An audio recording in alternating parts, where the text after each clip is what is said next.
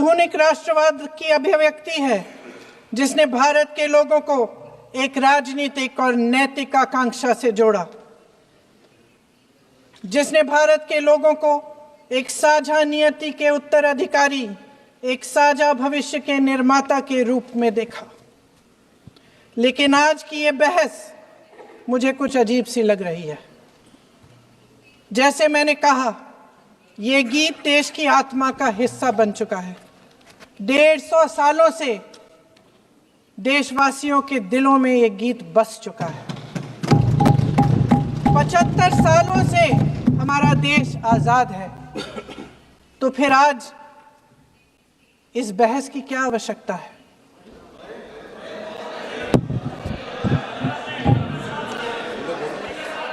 हमारा यहाँ मकसद क्या है? जनता से हमें दिया गया दायित्व, जनता का विश्वास, उनके प्रति हमारी जिम्मेदारी, हम किस तरह से इसका इस्तेमाल कर रहे हैं, हमें ये सोचना चाहिए। क्योंकि अब इस मोड़ पर हम इस सदन में अपने राष्ट्रगीत पर भी बहस करेंगे। आपने बहस मांगी है, आपने बहस मांगी है। आप तो इलेक्टोरल रिफॉर्म्स की बहस नहीं मांग रहे थे कि जब तक हम इस पर बहस नहीं करेंगे तब तक उस पर बहस नहीं होगी। इसकी वजह क्या है? इसकी वजह क्या है? हम आज यहाँ ये बहस क्यों कर रहे हैं? हमारा राष्ट्रगीत है, इस पर क्या बहस हो सकती है? हम ये बहस यहाँ आज 2 वजहों से कर रहे हैं। पहला कि बंगाल का चुनाव आ रहा है, हमारे प्रधानमंत्री अपनी भूमिका निभाना चाहते हैं उसमें। और दूसरी वजह ये है, ये मकसद है, पुरानी मकसद इनकी अध्यक्ष महोदय, कि जिन्होंने स्वतंत्रता की लड़ाई लड़ी, जिन्होंने देश के लिए बड़ी बड़ी कुर्बानियां दी, उन पर सरकार नए आरोप लादने का मौका चाहती है। देश का ध्यान फिर से जनता के ज्वलंत मुद्दों से भटकाना चाहती है। यही एक मकसद है आपका मकसद है कि हम फिर से उसी अतीत में मंडराते रहें, उसी की तरफ हम देखते रहें जो हो चुका है, जो बीत चुका है। क्योंकि ये सरकार वर्तमान और भविष्य की ओर देखना ही नहीं चाहती।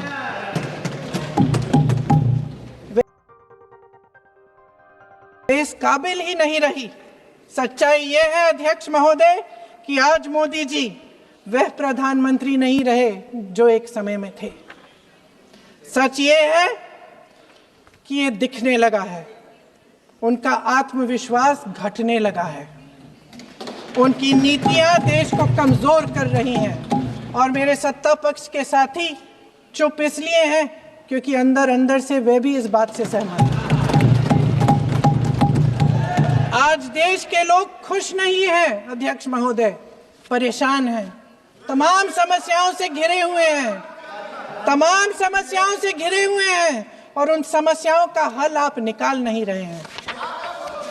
हाँ ठीक है, उसका भी बोल लेंगे, समय आएगा तो उसका भी बोल लेंगे। बल्कि कल समय आ रहा है, चुनाव पे चर्चा होगी, उस पे भी बोलेंगे। अध्यक्ष महोदय, इनके भी अपने लोग दबी जबान में कहने लगे हैं कि सारी सत्ता को केंद्रित करने से देश का नुकसान हो रहा है। इस बीच अगर हम अतीत की बातें नहीं करेंगे तो कौन सी बातें करेंगे? ये किसी और बात के काबिल ही नहीं है, सिर्फ ध्यान भटकाना है जनता का। इसलिए आज हम वंदे मातरम पर चर्चा कर रहे हैं। वंदे मातरम देश के कण कण में जीवित है, इस पर बहस नहीं हो सकती। लेकिन चलिए, आपने बहस मांगी, आप बहस करना चाहते हैं, बहस करते हैं। इस चर्चा को प्रधानमंत्री जी ने शुरू किया, उन्होंने भाषण दिया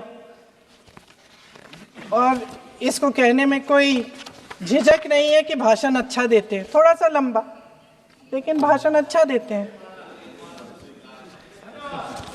सिर्फ एक कमजोरी है, अगर आप इजाजत दें तो मैं बोलूं, एक कमजोरी है हाँ उसी पे बोल रहे हैं। वंदे मातरम पे बोलो आप।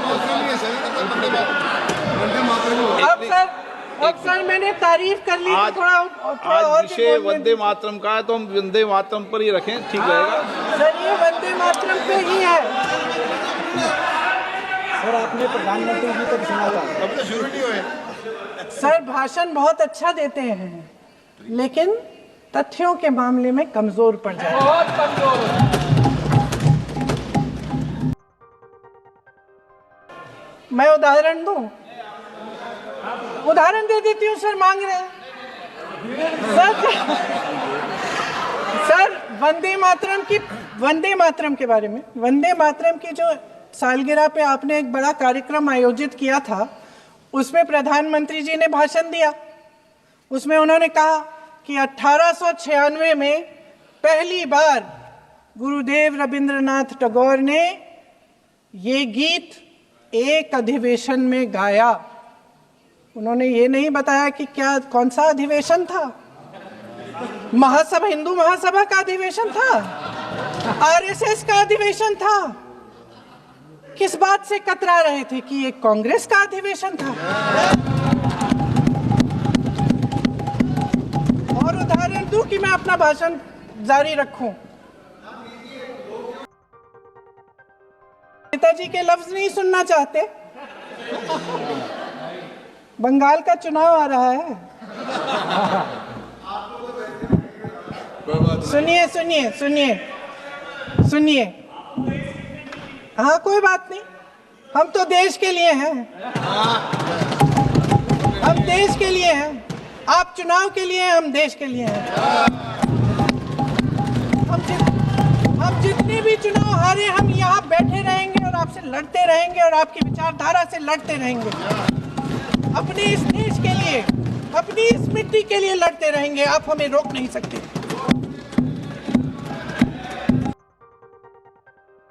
क्या सत्ता पक्ष के हमारे साथी इतने अहंकारी हो गए हैं कि अपने आप को महात्मा गांधी जी से, रविंद्रनाथ टैगोर जी से, राजेंद्र प्रसाद जी से, बाबा साहब अम्बेडकर जी से, मौलाना आजाद जी से, सरदार पटेल जी से, सुभाष चंद्र बोस जी से बड़ा समझने लग गए हैं? मोदी जी का अपने भाषण में ये कहना कि राष्ट्रगीत को एक विभाजनकारी सोच द्वारा काटा गया, उन सब महापुरुषों का अपमान है जिन्होंने अपना पूरा जीवन इस देश की आजादी की लड़ाई में झोंक दिया। वंदे मातरम को विभाजित करने का आरोप लगाकर आप पूरी संविधान सभा पर आरोप लगा रहे हैं, उसके हर एक नेता को दोषी ठहरा रहे हैं। ये हमारी संविधान सभा और हमारे संविधान का खुला वार है। नेहरू इस देश के लिए जिए, सुन लीजिए, बाकी भी भेज देंगे। पंडित जवाहरलाल नेहरू इस देश के लिए जिए और देश की सेवा करते करते उन्होंने दम तोड़ा। फिर भी सुन लीजिए, मेरी एक सलाह ले लीजिए, मेरी एक सलाह ले लीजिए। सर मैं आपको आपके माध्यम से सलाह दे रहे हैं, हम छोड़ना नहीं। सर मैं आपके माध्यम से एक सलाह दे देती हूँ। हमारे प्रधानमंत्री महोदय 12 सालों से इस सदन में हैं, मैं मात्र 12 महीनों से हूँ। फिर भी छोटी सी सलाह है। उन्होंने अभी हाल ही में चुनाव था, कुछ महीनों पहले उन्होंने एक सूची निकाली थी कि विपक्षी दलों ने और विपक्ष के नेताओं ने कितने अपमान किए हैं इनके, और उसमें शायद 90-99 ऐसे उन्होंने अपमानों की सूची बनाई थी। तो मैं उनको एक छोटी सलाह देना चाहती हूँ कि नेहरू जी से जितनी भी शिकायतें हैं, जितनी भी गलतियां उन्होंने की आपके जहन में, जितनी भी गालियां देनी है, जितना भी अपमान करना है, उसकी भी एक सूची बना दीजिए। नहीं बात खत्म नहीं है। 999 अपमान, 9999 अपमान, सूची बना दीजिए और फिर हम एक समय निर्धारित करते हैं। जैसे हमने 10 घंटे आज वंदे मातरम पर हमने बहस किया है ना, उस तरह से हम अध्यक्ष महोदय जी से पूछेंगे, एक समय निर्धारित करेंगे, 10 घंटे, 20 घंटे, 40 घंटे, जितने घंटों में आपकी ये शिकायत पूरी हो जाए, माननीय सदस्य आप तो आप वंदे शांत हो बोले। जाएं और हम बहस कर लेंगे। लेकिन इस सदन का कीमती समय, जिसके लिए हमें यहाँ पे जनता ने भेजा है, जैसे हमें जनता की समस्याओं को हल करने के लिए चर्चा करनी चाहिए, इस्तेमाल करना चाहिए, उसको एसी के लिए इस्तेमाल करिए। उसके बाद जैसे अंग्रेजी में कहते हैं ना, जैसे अंग्रेजी में कहते हैं कि once and for all let's close the chapter, close कर लीजिए। देश सुन लेगा क्या क्या शिकायतें हैं, किसने क्या किया, इंदिरा जी ने क्या किया, राजीव जी ने क्या किया, परिवारवाद क्या होता है, नेहरू जी ने कौन सी गलतियां की, सुना लीजिए, फिर खत्म। उसके बाद बेरोजगारी, महंगाई, महिलाओं की समस्याएं, जो पीएमओ में हो रहा है उसकी बातें, उसकी चर्चा, जो बैटिंग ऐप के बारे में हो रहा है पीएमओ के अंदर, आप जो माननीय सदस्य प्लीज जो एफस्टीन वंदे फाइलों मातरम में में बोले। आपके मंत्री महोदय के नाम निकल आए हैं, माननीय उसकी चर्चा सदस्य प्लीज करेंगे। आप वंदे मातरम में बोले। आप इधर उधर डाइवर्ट मत। ये सरकार इस देश के वर्तमान की असलियत छिपाना चाहती है। आज देश का युवा कितना परेशान है, कितनी मुश्किल में है, पेपर लीक होते रहते हैं, बेरोजगारी है, महंगाई इतनी बढ़ चुकी है, इसकी चर्चा हम सदन में क्यों नहीं कर रहे हैं? आरक्षण के साथ जो हो रहा खिलवाड़ है उसकी चर्चा हम यहाँ क्यों नहीं कर रहे हैं? महिलाओं की बात होगी, बड़े बड़े ऐलान होंगे, मगर उनकी परिस्थितियों को सुधारने के लिए कोई ठोस कदम यहाँ क्यों नहीं उठाया जा रहा है? इन्हीं दरवाजों के बाहर खड़े होकर पत्रकार तरह आपने कहा कि आरोप मत लगाइए बगैर तथ्य के, तो मैं बोलूं कि नहीं बोलूं? नहीं, बिल्कुल नहीं। नो, आप उधर की बात मत बोलो। आप जल्दी से बोल लेते हो, फिर आप सदन में बंद जो कर कुछ देना। भी बोले हैं वो तथ्यों से बोले। आपको हर चीज ऑथेंटिक करनी पड़ेगी, इसलिए आप तथ्यों से बोले। अच्छा सर, बड़े बड़े शहरों में प्रदूषण है, लेकिन हम इस सदन में बैठकर सिर्फ छोटी छोटी बातें करेंगे। जी, जो अतीत की बातें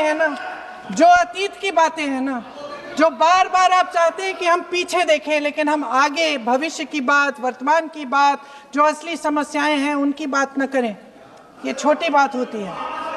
आप में हिम्मत है तो भविष्य की बात करिए, हिम्मत है तो बात करिए कि बेरोजगारी क्यों है, कि पेपर लीक क्यों होते हैं।